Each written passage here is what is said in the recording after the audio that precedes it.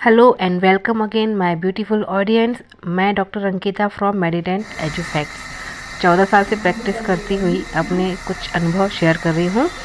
जो एक्सपीरियंस मैं पेशेंट्स से और डेली प्रैक्टिस में स्टडीज़ और रिसर्च के बाद में निकल के लाई हूँ, ये सारे आपको शेयर कर रही हूँ। आपको ये वीडियो बहुत ही ज़्यादा यूज़फुल होने वाला है, क्योंकि मैं रेगुलरली डेंटल चेकअप्स को प्रमोट करने के साथ साथ ऐसे कुछ टिप्स भी बताती हूँ जिसमें कि आप कुछ खुद से भी घरेलू रेमेडीज़ को अपनाते हुए अपने मुंह के स्वास्थ्य को मेंटेन कर सकते हैं। वही सीरीज़ मैंने पहले के वीडियोस में पार्ट 1 एंड पार्ट 2 में की हुई है और आगे उसी को मैं आप कंटिन्यू करती जा रही हूँ। पहले तो छोटे से रूप में मैं एक रिकैप कर रही हूँ कि जैसे मैंने पहले बताया था, ओरल हाइजीन के लिए ब्रशिंग के टेक्निक्स बताई थी। आज ही उसको शुरू से बताते हैं कि जो टूथब्रश होते हैं इनको हमको सॉफ्ट ब्रिसल्स या मीडियम ब्रिसल्स ही लेने हैं, बहुत हार्ड ब्रश नहीं लेना। देन दूसरा है हमारा कि हम टूथपेस्ट कौन सा यूज़ करते हैं, उसके लिए मैं आगे के वीडियोस में बताऊंगी। उसको हमको एक मटर के दाने के बराबर लेना है।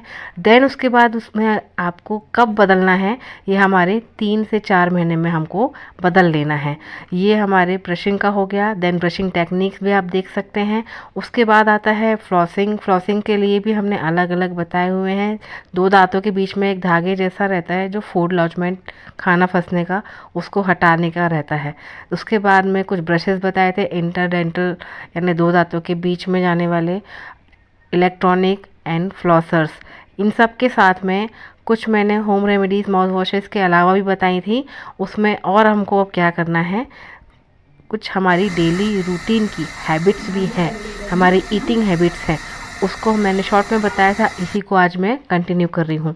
सबसे पहले तो हमको ये कॉन्सेप्ट समझना है कि हमारे मुंह में जो सलाइवा होती है, जो लार होती है, लार ग्रंथियों को भी एक्टिव रखना है और वो आराम से सलाइवा जो होता है वो अपना फ्लशिंग एक्शन करता है। मुंह सूखा नहीं रहना चाहिए, गीला रहता है, इससे बैक्टीरियल ग्रोथ रुकती है और सफाई होती रहती है, जो कि दिन भर में होती है।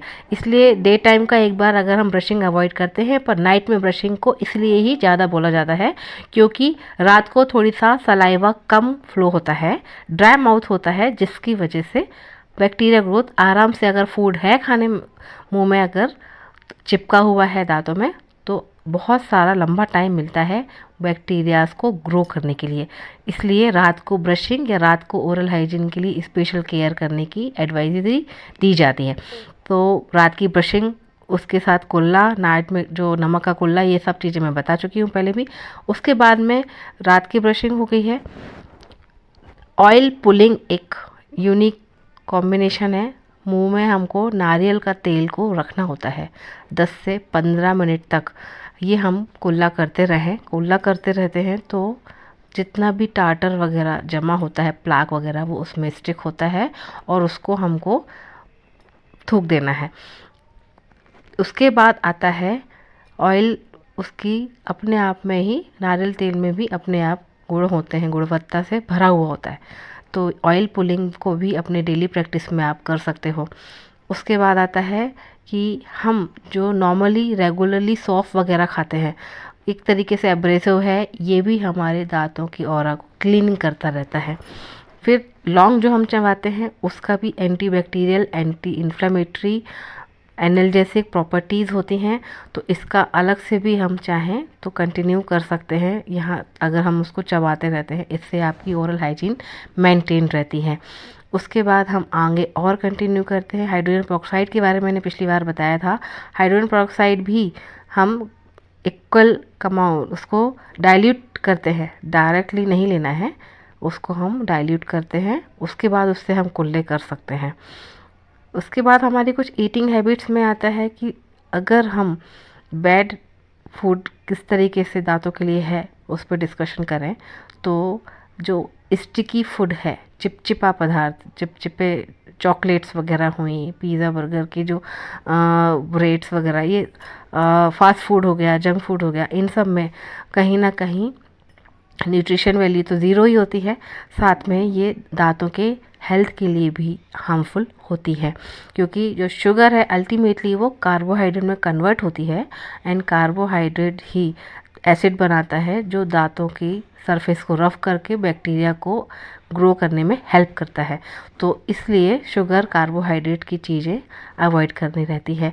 दूसरा आता है जो हमारी हैबिट्स में कोल्ड ड्रिंक्स होती हैं, इसमें भी एक तरीके से सोडा एक इरोसिव प्रॉपर्टीज़ होती हैं, तो वो दांतों के एनामल को एक तरीके से घिसने का काम करती हैं। रेगुलरली बहुत ज़्यादा कोल्ड ड्रिंक्स यूज़ नहीं करना चाहिए। फिर आता है चाय एंड कॉफ़ी।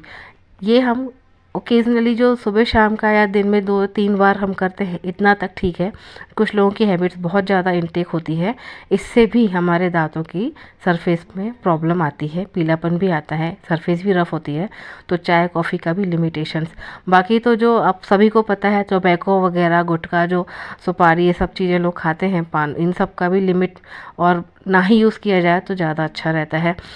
ये सारी हैबिट के अलावा अब जो हमने बोला है कि गुड हैबिट्स क्या होती हैं, जैसा कि कैरेट्स होता है, बहुत अच्छा होता है। एप्पल है, जो फ्रूट है, वो बहुत अच्छा होता है, एक तरीके से सलाइवा को ही बढ़ाने का काम और एक तरीके से बहुत अच्छे से फ्लशिंग का भी काम कर देता है वो।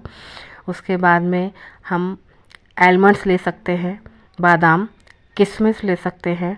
किशमिश के साथ में हम जो तिल होता है, तिल भी जो होता है उसको भी नॉर्मल चबाएं अगर, वो भी कहीं ना कहीं फ़ायदा ही करता है। तो जो डेयरी प्रोडक्ट्स हैं, दूध है, दही है और जो चीज़ है, कैल्शियम से भरपूर होता है, इसको भी एक तरीके से हमको अपने रेगुलर प्रैक्टिस में करना है। एक हेल्दी और बैलेंस डाइट, उसके साथ सनलाइट में हमारा एक्सपोजर जो मॉर्निंग की रहती है, वो विटामिन डी को कहीं ना कहीं कन्वर्ट करती है, और विटामिन डी कैल्शियम के लिए भी बहुत अच्छा है, तो उसको बढ़ाने और स्टोर करने में काम करता है बॉडी के। तो इसलिए ये सारी हैबिट्स के साथ हम एक शुगर फ्री च्युइंगम्स आती है जो कि डेंटल फ्रेंडली कहलाती है, वो हैप्पीडेंट है, ऑर्बिट है। तो ये च्युइंगम्स को हम एक तरीके से अगर चबाते हैं तो उससे भी कहीं ना कहीं एक फ्लशिंग एक्शंस होते ही रहती हैं, सलाइवा को वो एक तरीके से प्रमोट करता है, बढ़ाता है। तो ये भी एक हैबिट हो गई है।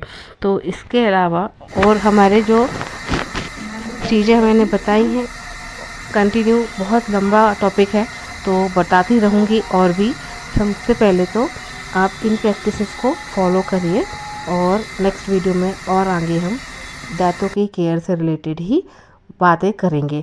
अगर आपको ये यूज़फुल लग रहा है तो इस वीडियो को आप लाइक, शेयर, सब्सक्राइब कर सकते हैं। सजेशंस आर स्टिल वेलकम, और मिलते हैं नेक्स्ट वीडियो में। Bye bye.